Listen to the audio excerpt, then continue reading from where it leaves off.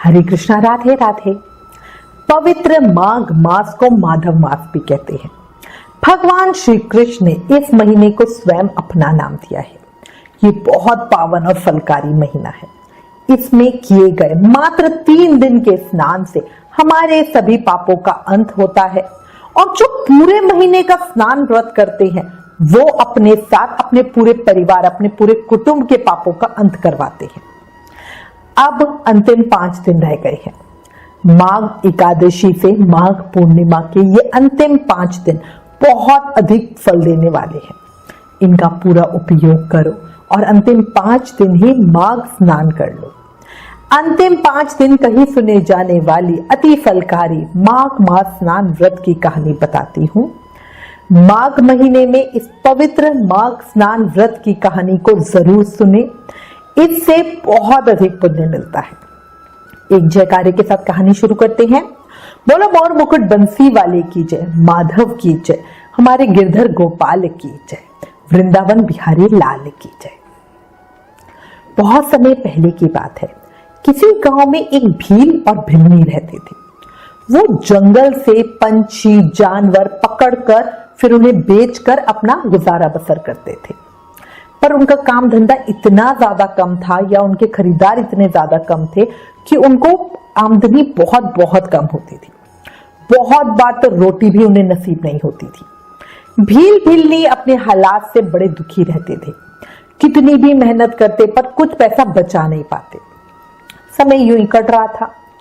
एक समय भिल्ली पानी भरने के लिए नदी के पास गई तो वहां उसने देखा कि कुछ औरतें माघ स्नान व्रत की चर्चा कर रही थी।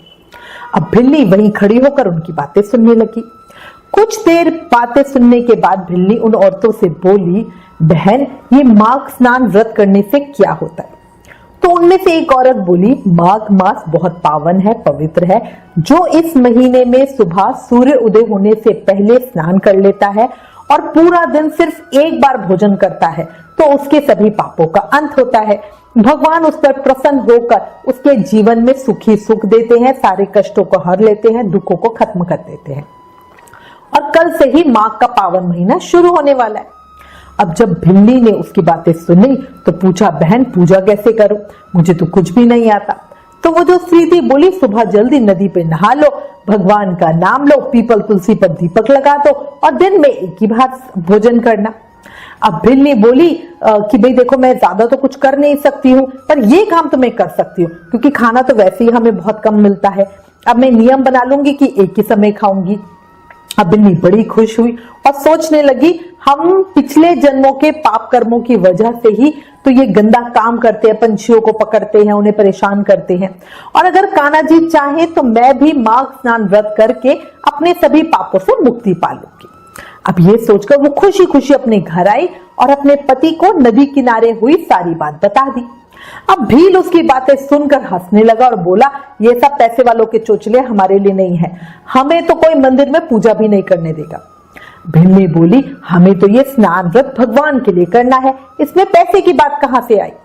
पर फिर भी भील उससे बहस करता रहा और उल्टा सीधा बोलने लगा। अब भिल्ली ने सोच लिया कि भाई मैं तो स्नान व्रत जरूर करूंगी, इसमें मेरा तो कुछ जाएगा नहीं। भाई रोज सुबह जल्दी उठ के नहा लूंगी, जितनी जैसी मुझे पूजा आती है वैसे कर लूंगी और खाना एक समय खाऊंगी। अब अगले दिन सुबह अंधेरे में ही भिल्ली नदी पर पहुंच गई। बढ़िया से उसने स्नान किया, पीपल और तुलसी पे जल चढ़ाया, दीप जगाया और वहीं किनारे पे बैठकर भगवान को याद करने लगी।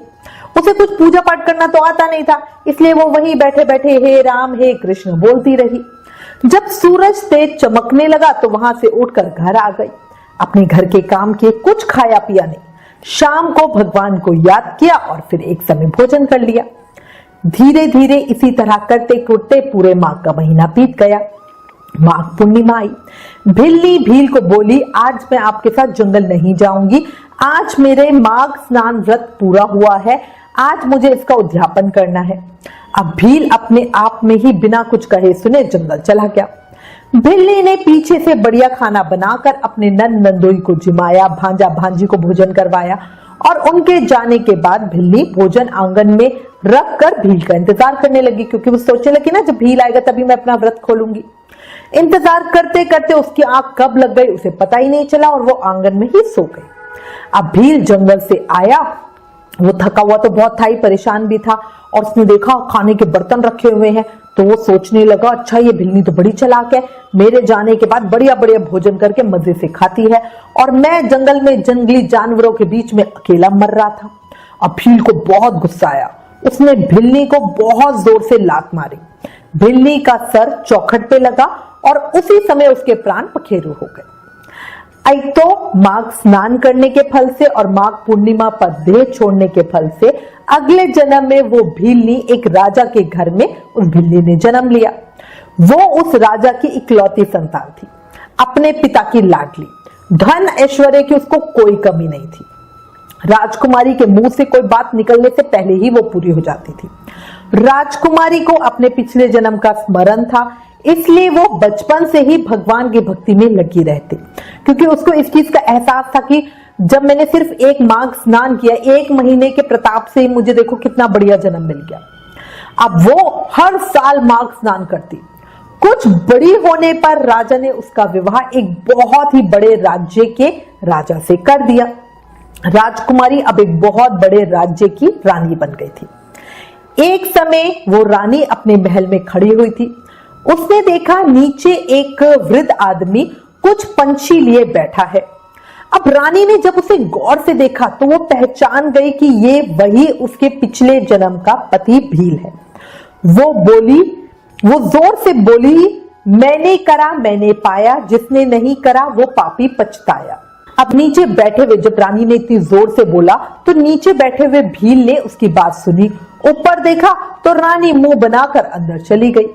अब रोज यही होता, भील जंगल से पंछी पकड़कर लाता, महल के पास आराम करने बैठता, रानी जोर से बोलती, मुंह बनाती और चली जाती। भील को लगता कि जरूर रानी उसे गाली दे रही है। अब वो राजा के पास शिकायत करने के लिए पहुंचा। राजा ने जब सुना तो उसे बड़ा ही आश्चर्य हुआ, आखिर रानी भील को गाली क्यों देगी, है ना। राजा सोचने लगा। राजा ने रानी से पूछा तो वो बोली, महाराज मैं बताऊंगी पर आप मानोगे नहीं, फिर बताने का क्या फायदा। राजा के बार बार पूछने पे रानी ने कहा, महाराज मैं पिछले जन्म में इस भील की पत्नी थी। सिर्फ एक बार के माघ स्नान के प्रताप से मेरे सभी पापों का अंत हुआ और मैं इस जन्म में आपकी रानी बनी। जब इस पापी को मैंने महल के नीचे देखा तो मैंने इसको कहा, मैंने करा मैंने पाया, जिसने नहीं करा वो पापी पछताया, और ये मैं इसको सीख दे रही थी। राजा ने पूछा, क्या सच्ची रानी इस माघ स्नान का इतना प्रताप है। रानी बोली, जी महाराज, मैं तो ये माघ स्नान व्रत बचपन से ही कर रही हूँ, तभी आप देखिए हमारा राज्य कितना खुशहाल है। सब तरफ धन संपदा है, शत्रुओं से हमें कोई भय नहीं। धन धान्य योग्य संतान निरोगी काया, हम सभी सुखों से परिपूर्ण है। राजा ने भील को बुलाकर पूछा तो भील ने बताया, जी महाराज मैंने गुस्से में आके अपनी पत्नी को लात से मारा और वो दीवार से टकराई और उसकी मृत्यु हो गई। राजा ने भील को अपनी पत्नी द्वारा बताई सारी बात बताई तो वो भील भी हैरान हो गया। फिर माघ मास के आने पे राजा रानी और उस भील ने तीनों ने माघ स्नान व्रत किया। कुछ समय में ही भील की मृत्यु हो गई और वो अनंत काल तक स्वर्ग में निवास करता रहा। उधर राजा रानी आनंद पूर्वक अपना राज्य सुख भोगते रहे और माघ स्नान व्रत करते रहे। अंत में वो दोनों बैकुंठ को प्राप्त हुए और श्री हरि चरणों में ही रहे। अब अंत में, हे माघ मास के ठाकुर जी, इस कहानी को कहते सुनते हुकारा भरते सभी के मन की इच्छाएं पूरी करना, हम सब पर अपनी कृपा, अपना आशीर्वाद, अपना प्रेम बनाए रखना। बोलो माघ महत्तम की जय, माघ मास की जय, माँ के ठाकुर की जय। इस वीडियो को ज्यादा से ज्यादा शेयर करें ताकि सभी को माघ के पवित्र मास का फल मिल सके। राधे राधे।